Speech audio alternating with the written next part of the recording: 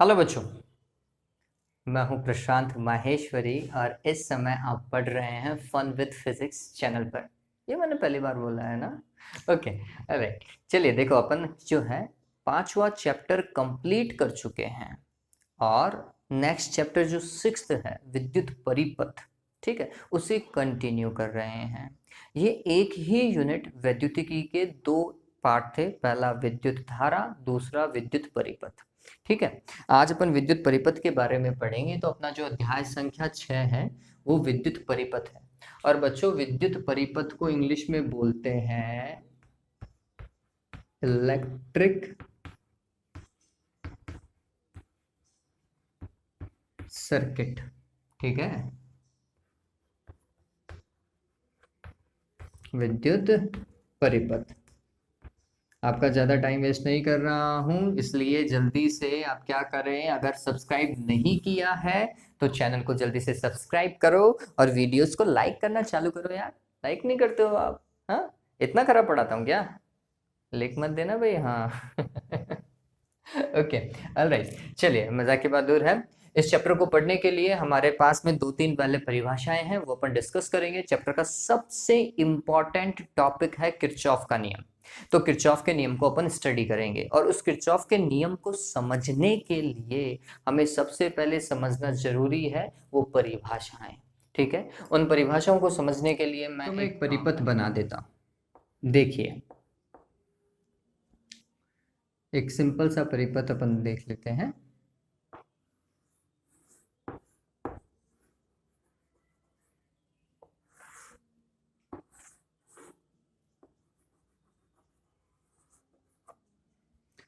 तो इसमें तीन प्रतिरोध हैं, R1, R2 और R3।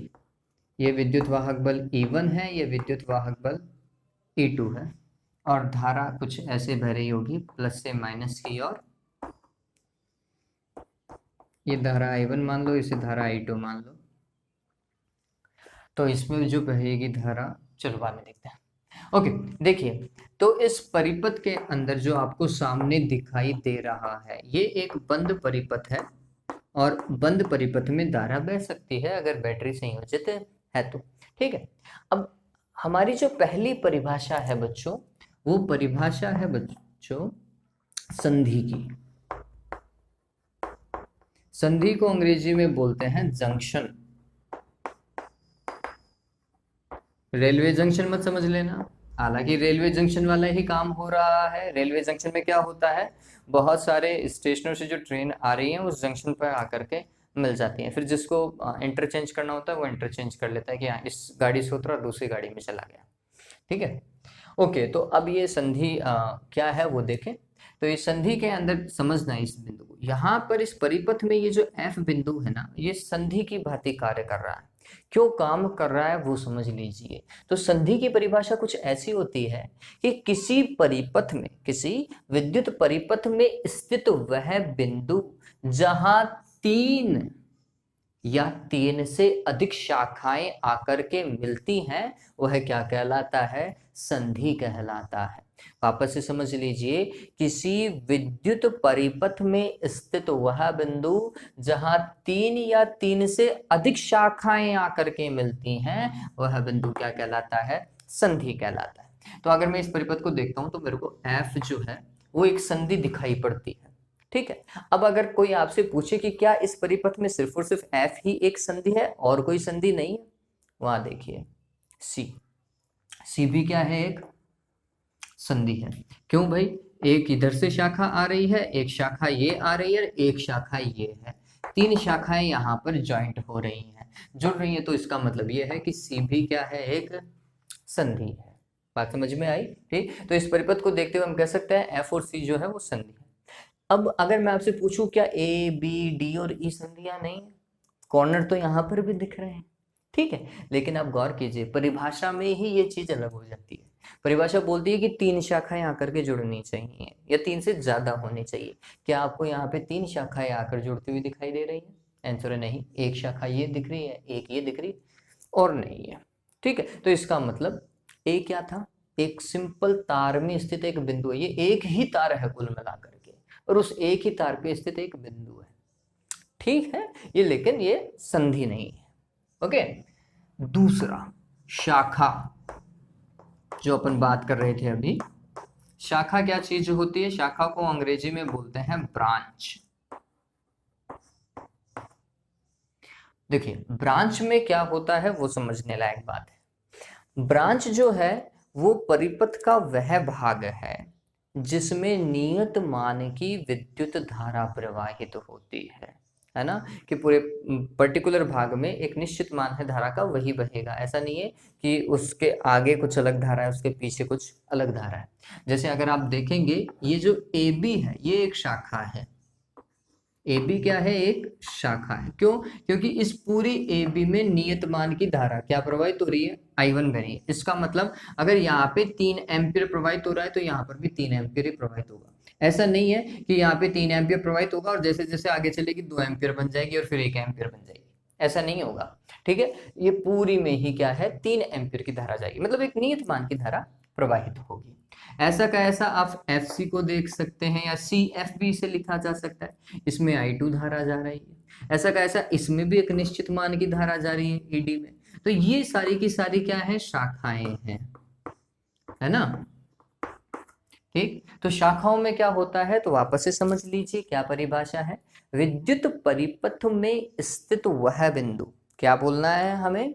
विद्युत परिपथ में स्थित वह बिंदु जिसमें विद्युत परिपथ में स्थित वह भाग जिसमें नियत मान की धारा प्रवाहित होती है, क्या कहलाती है?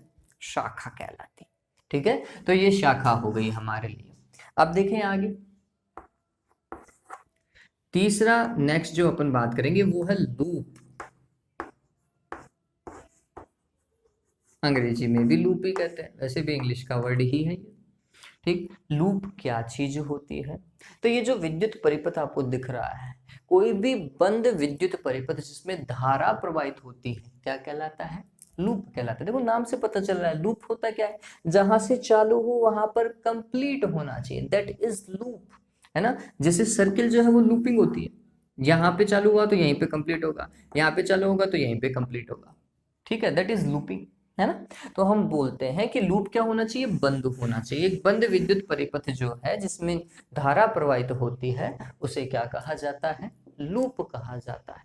लूप को लिखना बहुत अच्छे से पड़ता है, मतलब आपको समझना है कि लूप कैसे लिखे जाते हैं। सामने वाला परिपथ देखिए, इसमें अपन लूप लिखने की कोशिश करते हैं, कैसे करेंगे वो समझिए। तो जैसे अगर मेरे को ए से लूप देखना है तो ए से कौन सा लूप जा सकता है? ये देखो, ये ए से गुजरने वाला लूप, इसे क्या लिखेंगे? लिखने का तरीका, तो ये लूप है ए से आप गए बी से गए सी से गए एफ, और एफ से कहाँ की ओर चले गए? ए की ओर चले गए। ठीक है, तो ये लूप बन गया। क्या इस लूप को ऐसा ही लिखा जा सकता है? क्या और कोई तरीका है? आंसर है इसी लूप को आपने ऐसे लिखा है, आप इसे ऐसे भी तो लिख सकते हैं। तो मैं इसको बोलूंगा कि हाँ, इसे ए एफ सी बी ए ये भी लिखा जा सकता है, ऐसा भी लिखा जा सकता है। और ऐसे जहां से चालू करना है वहीं पे कंप्लीट करो। ठीक है, अब अगर मैं इसे एफ से चालू करता तो मैं लिखता F C A B, F C B A F, F C B A F, या फिर F A B C F, ऐसा लिख सकता था। ठीक है, जहां से चालू वहां पे कंप्लीट। क्या ये एक ही लूप है इस परिपथ में? आंसर है नहीं, हमें बहुत सारे देखने को मिल सकते हैं। देखिए ये भी तो एक लूप है, F C D E F, या फिर F E D C F. ठीक है, ये भी लूप है। A B C D E F A, ये भी क्या है? लूप है ना। समझ में आया? तो ये सारे के सारे क्या है बच्चों? लूप हैं, ये ध्यान में रखें। और लूप को लिखने का तरीका वही होता है, जहां से चालू हो वहां पे आपको इसको क्या करना पड़ता है? कंप्लीट भी करना पड़ता है। ये लूप लिखने का तरीका है। उम्मीद करता हूं ये समझ में आ गया होगा। ठीक है, चलो आगे वाले पार्ट के ऊपर चलते हैं। अब अपन पढ़ रहे हैं किरचॉफ के नियम, और किरचॉफ के नियम के दो भाग हैं। वैसे किरचॉफ के नियम से करते क्या है बच्चों? तो ये थोड़ा ध्यान में रखिए बच्चों कि किरचॉफ के नियम की सहायता से हम किसी विद्युत परिपथ में प्रवाहित धारा का मान ज्ञात कर सकते हैं।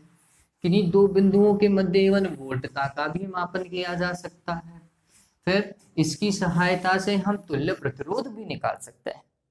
तो आप बोलोगे सर ये चीज तो आपने ओम के नियम में बता रखी है, ओम का नियम भी तो यही करता है, वोल्टता का मापन ओम के नियम से होता है नहीं होता है। ठीक है, ओम के नियम से और किसका मापन हो सकता है, तो हम बोलते हैं प्रतिरोधों का मापन भी ओम के नियम से होता है।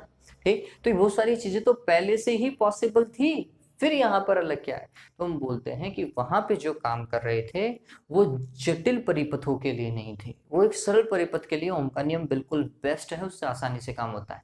लेकिन जब परिपथ जटिल हो जाता है तो फिर ओम के नियम की जगह हमें किसका, किरचॉफ के नियम का उपयोग करना पड़ता है। बात समझ रहे हैं मेरी? ओके, देखिए अब तो हम लिख रहे हैं, नेक्स्ट जो पॉइंट है वो है हमारे पास में किरचॉफ का नियम। किसका नियम की बात कर रहे हैं हम? किरचॉफ का नियम। और सबसे पहले अपन इसका प्रथम नियम पढ़ रहे हैं, तो किरचॉफ का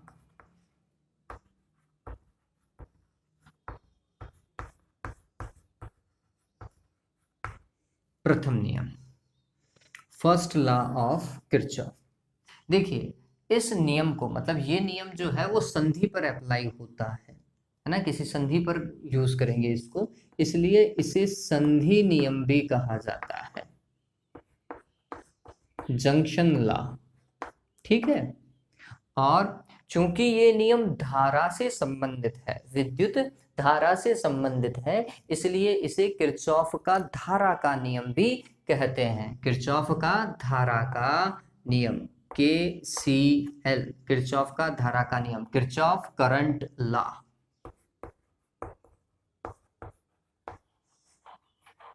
डबल एच है, किरचॉफ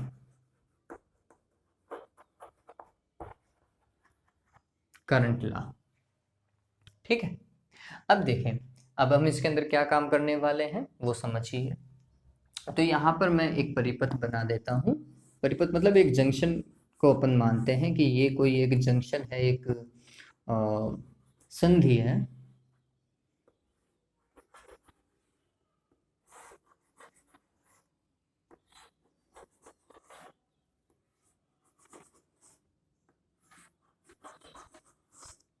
ठीक है, और विभिन्न प्रतिरोध जो हैं वो जुड़े हुए हैं इन ब्रांचेस से, संधि ए मान ली। और ये जो प्रतिरोध है इन्हें नाम दे दिया R1, R2, R3, R4, R5, R6, R7। हालांकि इस नियम से इन प्रतिरोधों का कोई लेना देना नहीं है। इस वाली शाखा में धारा जा रही है I1, इसमें अंदर की ओर जा रही है I2, मान लेते हैं इससे बाहर निकल रही होगी I3, इससे बाहर निकल रही होगी I4, इससे बाहर निकल रही होगी I6, इससे बाहर निकल रही I5, I6, और इसमें प्रवेश कर रही होगी I7। मतलब कुछ धाराएं अंदर की ओर आ रही हैं और कुछ धाराएं जो हैं वो बाहर की ओर जा रही हैं, कुछ संधि में प्रवेश कर रही हैं और कुछ संधि से बाहर जा रही हैं। तो ये नियम क्या कहता है वो समझिए। ये नियम बोलता है, समझना, कि किसी संधि पर आने वाली धाराओं का योग, आपस से किसी संधि पर आने वाली धाराओं का योग उस संधि से बाहर जाने वाली धाराओं के योग के बराबर होता है। मैं लिख देता हूं इस चीज को, इस नियमानुसार किसी संधि पर आने वाली विद्युत धाराओं का योग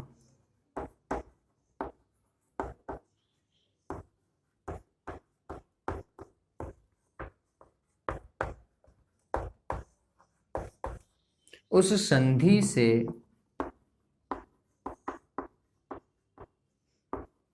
बाहर जाने वाली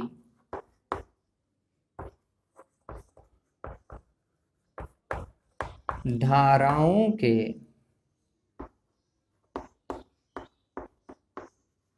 योग के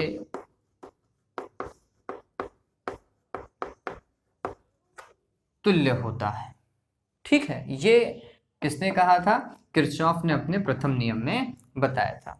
इसका मतलब हम ये भी कह सकते हैं, देखो आने वाली धाराएं कौन कौन सी है? I1, I2 और I7। तो अपन क्या लिख सकते हैं? अपन लिख सकते हैं I1 plus I2 plus I7, ये आने वाली धाराओं का क्या हो गया? योग हो गया है।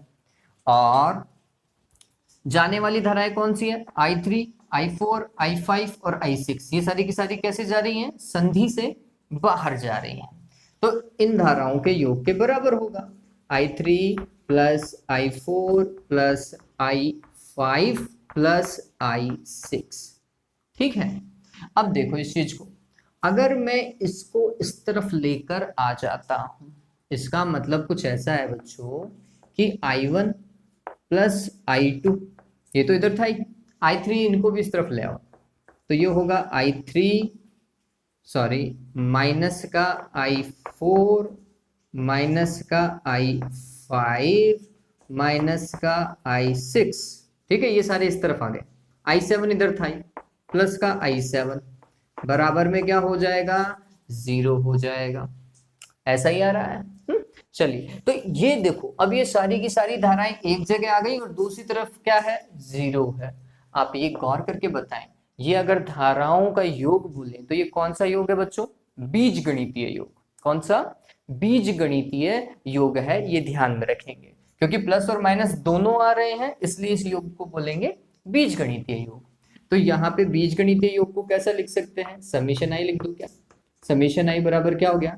0 हो गया। यही किरचॉफ का पहला नियम है। किरचॉफ का पहला नियम ये बोलता है कि धाराओं का बीजगणितीय योग कितना होता है? 0 होता है। कब? किसी संधि पर मिलने वाली धाराओं का बीजगणितीय योग 0 होता है। ठीक है, तो मैं लिख देता हूं इस चीज को, और आप एग्जाम में मैं तो कहूंगा यही लिख करके आए कि क्या इस नियम के अनुसार किसी संधि पर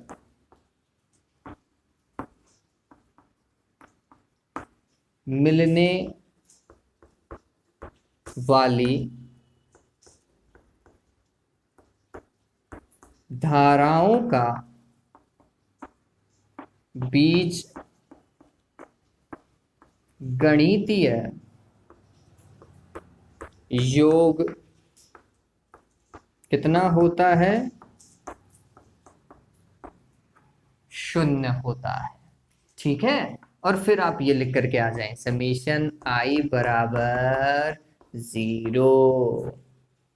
ठीक है, अब इस चीज को समझिए, और क्या इंपॉर्टेंट है इसके अंदर? एक तो ये नियम हो गया, इस तरीके से आपको एग्जाम में लिख करके आना पड़ेगा, है ना। अब और क्या समझने लायक बात है जो एग्जाम में पूछी भी जाती है, वो बच्चों ये है कि यहाँ पर अगर ये नियम बोल रहा है कि जितनी धारा आ रही है उतनी ही धारा जा भी तो रही है। अब धारा क्या होती है? तो मैं परिभाषा पे गया, परिभाषा क्या थी? आवेश प्रवाह की दर ही क्या कहलाती है? धारा कहलाती है। इसका मतलब ये है कि प्रति सेकंड जितना आवेश संधि पर आ रहा है उतना ही आवेश प्रति सेकंड संधि से बाहर भी जा रहा है। कहने का मतलब ये है कि अगर ये तीन मिलकर के 6 एम्पियर धारा लेकर के आ रही हैं तो इन चारों से भी 6 एम्पियर धारा बाहर जानी चाहिए। ऐसा नहीं होता कि 6 एम्पियर आ रही है और ये जो संधि है वो 0.5 एम्पियर अपने पास में रख लेती है और 5.5 एम्पियर बाहर निकाल देती है। ऐसा नहीं है, ये किसी प्रकार की धारा अपने पास में नहीं रखेगी, जितनी आ रही है उतनी ही जाने देती है। इसका मतलब परोपकार के सिद्धांत पे काम कर रही है। चलो मजाक कर रहा हूं, इसका मतलब क्या है वो समझिए। जितना आवेश आया पर सेकंड उतना ही आवेश चला गया। ये क्या बता रहा है? ये बता रहा है आवेश संरक्षण के सिद्धांत को, कि निकाय का कुल आवेश सदैव क्या रहता है? नियत रहता है। यही तो हुआ। चलिए, तो ये बहुत इंपॉर्टेंट है। ये कौन से पूछा जाता है कि किरचॉफ का प्रथम नियम किस सिद्धांत पे कार्य करता है, या किस नियम का अनुपालन करता है, या किस नियम पर आधारित है। ठीक है, तो आपका आंसर क्या होना चाहिए? किरचॉफ का प्रथम नियम मतलब यह नियम आवेश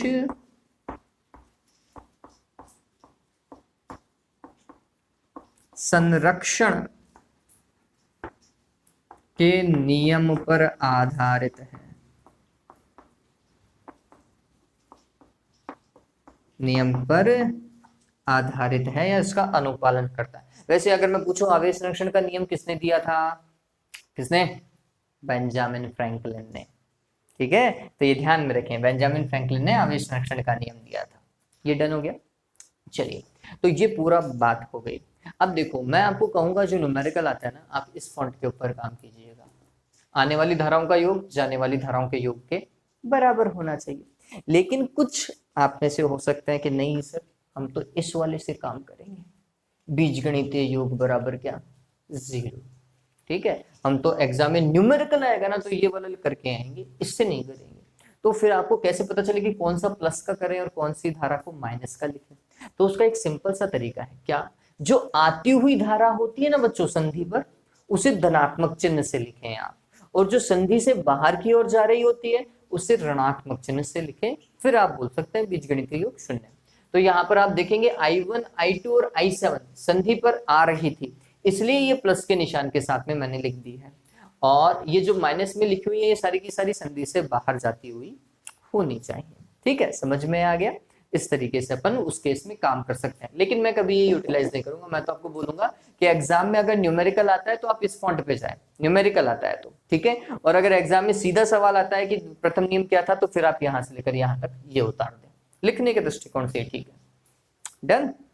चलिए, अब इसके बाद में एक न्यूमेरिकल है आपकी बुक के अंदर। वो न्यूमेरिकल जो है एक अच्छा न्यूमेरिकल है जिससे आपका कॉन्सेप्ट जो है, जो मतलब आपने जो पढ़ा है वो थोड़ा क्लियर हो जाएगा। वो न्यूमेरिकल कर लेते हैं। ठीक है, आपकी बुक में 3 न्यूमेरिकल हैं उदाहरण के रूप में। ठीक है, और वो उदाहरण जो हैं तीनों ही बोर्ड के सवाल हैं।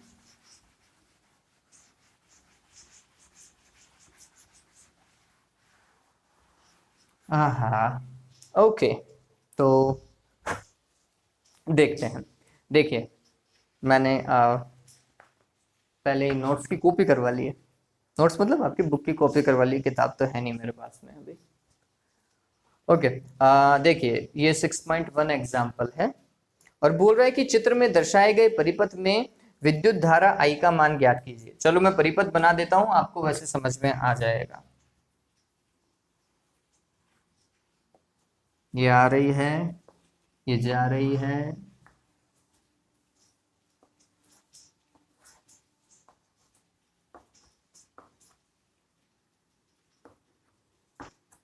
और धारा I, इस धारा का मान आपको ज्ञात करना है। बचे हुए मान दिए हुए हैं, मैं लिख देता हूं।